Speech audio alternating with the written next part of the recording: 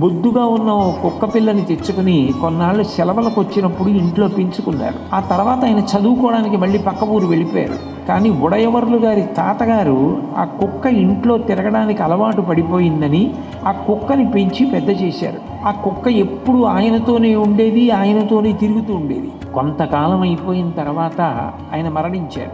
ఆ తాతగారి శరీరాన్ని తీసుకెళ్లి శ్మశానంలో దహనం చేశారు.